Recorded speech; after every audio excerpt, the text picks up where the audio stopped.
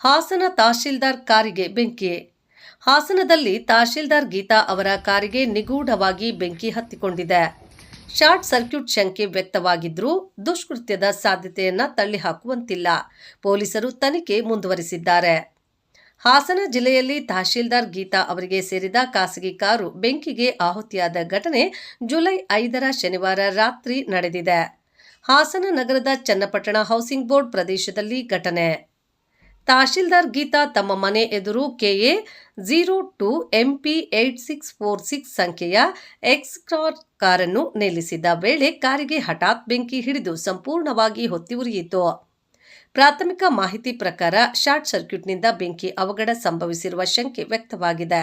ಘಟನೆ ಸಂಬಂಧ ತಹಶೀಲ್ದಾರ್ ಗೀತಾ ಪೊಲೀಸರು ಸಂಪೂರ್ಣ ತನಿಖೆ ನಡೆಸಬೇಕೆಂದು ದೂರು ನೀಡಿದ್ದಾರೆ. ಹಾಸನ ನಗರ ಪೊಲೀಸ್ ಠಾಣೆಯಲ್ಲಿ ಪ್ರಕರಣ ದಾಖಲಾಗಿದೆ. ಆದರೆ ಈ ಬೆಂಕಿ ಅವಘಡಕ್ಕೆ ಯಾವುದೇ ಕೌಟುಂಬಿಕ ಕಲಹ ಕೂಡ ಕಾರಣವಿದೆಯೇ ಎಂಬುದು ಸಹ ತನಿಖೆಯ ಭಾಗವಾಗಿದ್ದು, ಕಾರಿಗೆ ದುಷ್ಕೃತ್ಯವಾಗಿ ಬೆಂಕಿ ಹಚ್ಚಿರುವ ಶಂಕೆ ಕೂಡ ವ್ಯಕ್ತವಾಗಿದೆ.